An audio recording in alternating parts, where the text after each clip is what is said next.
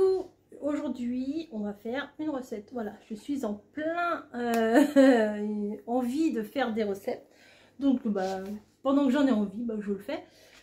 Dans le four, il y a la tarte à l'abricot qui est en train de cuire. Et là, je vais vous faire une tarte à la tomate. Ouais, ça, si vous me suivez depuis quelques temps, au moins 2 ans, je pense. Oui, parce que l'année dernière, je pense pas que j'en ai acheté. L'année d'avant, j'avais ma fringale de tarte à la tomate de chez Picard. J'en achetais tout le temps.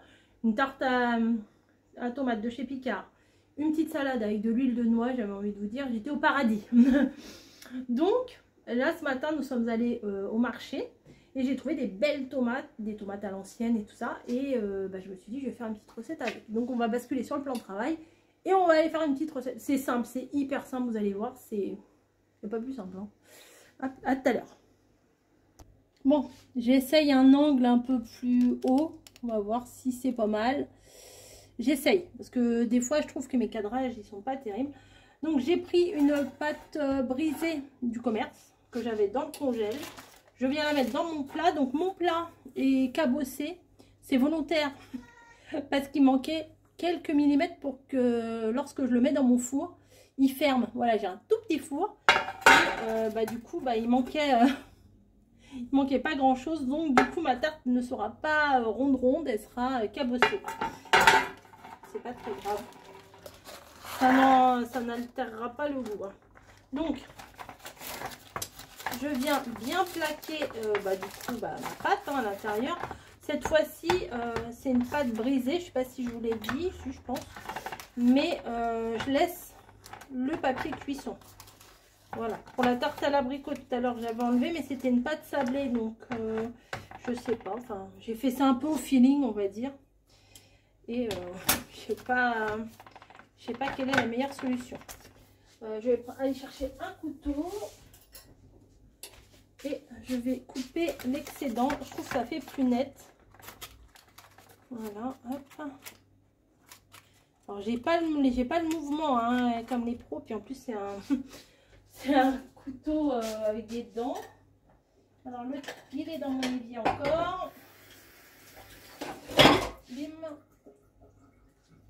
Hop, je vais l'essuyer quand même parce que je viens de me laver. Hop. Voilà, je suis prête. Tac. Voilà, oui, c'est quand même mieux. C'est quand même mieux. Hop. Le petit bout là. Hop. Alors des fois, je rabats mes bords là, mais j'ai regardé plein de recettes. Et je les vois couper leurs bords et je me dis c'est quand même mieux. Parce que d'habitude, vous voyez, je replie vers l'intérieur. C'est bien aussi, hein, mais j'avais pas envie de faire comme ça aujourd'hui. Je coupe mes bords du mieux que je peux. Hein. On va pas... On cherche pas la perfection non plus. Hein. Faut que ça... Oh mince, j'ai déraillé. Faut que ça reste un peu du rustique. Hein. Voilà. La bonne cuisine simple. Je coupe le surplus de papier. Et je vais utiliser un produit que j'ai eu dans la Dégusta Box de... pas de ce mois, c'est pas du mois de mai, mais du mois d'avril. Un produit qu'on adore. Si on en retrouve, on va en racheter, c'est sûr. C'est sûr. Il s'agit de la moutarde aigre douce. Celle-là, c'est la même qu'on peut trouver dans une grande enseigne qui fait des hamburgers, des nuggets. Voilà, franchement, elle est excellente. Je vous la conseille. Hein. C'est pas du baratin, c'est sincère. Hein. Voilà, donc, ah bah oui, ça sent trop bon. Donc, je viens en mettre. Donc, elle est douce, donc c'est pas gênant s'il y en a beaucoup. Ah, j'ai pas piqué ma sauce, n'importe quoi. Mon fond de pâte. Bah, c'est pas grave, je vais la piquer après. C'est pas grave. Hein. Oh là là. Oh là là. Mon mari va être dégoûté, il va me dire, bah dis non, t'as utilisé toute la sauce. Je vais lui en laisser. Ah non, il l'adore. Franchement, cette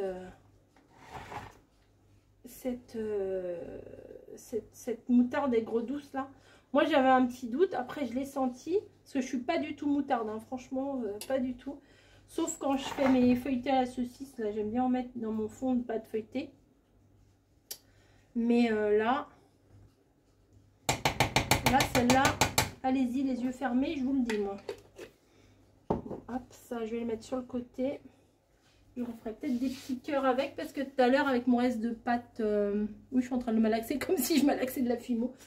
Avec mon reste de pâte sablée, j'ai fait des petits cœurs. Je vous les montrerai probablement dans un vlog ou dans la fin de Marseille. Ah, la pâte, elle est tombée là. Hop. Donc, j'ai acheté des super tomates. Oh, je les ai pas lavées. Alors, il n'y avait pas celle-là. Celle-là, c'est celle qui restait dans le frigo. Des belles tomates. Donc, pour faire une tarte, franchement, c'est joli. Donc, je vais les laver. Je vais couper en petites rondelles. Et puis, on se retrouve pour les disposer ensemble. Ok, à toutes. Bon, bah, me revoilà.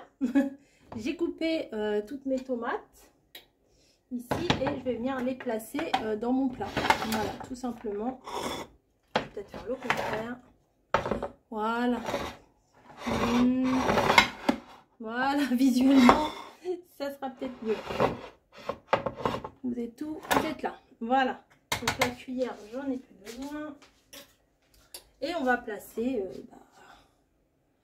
je vais faire une verte, une rouge, une jaune, etc. etc. Hop, essuyer les mains. Hop. Donc j'ai fait des tranches fines mais pas trop. Hein.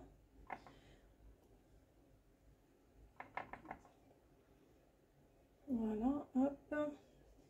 Donc je vais faire tout le tour. Je sais pas si je vais peut-être passer en accéléré du coup quand je vous montrerai la vidéo.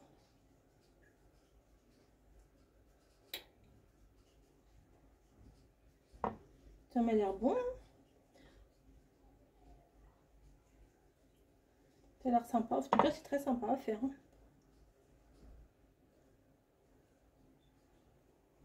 Voilà. Une verte. Tac, tac, tac. Je vais essayer de glisser quand même une jaune là. Que ça fasse les 4. Voilà. On recontinue. Hop.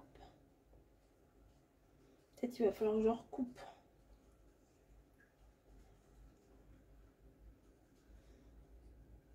Pourquoi je reprends ça? Bon. Je vais essayer de m'arranger qu'il y ait assez. On verra bien.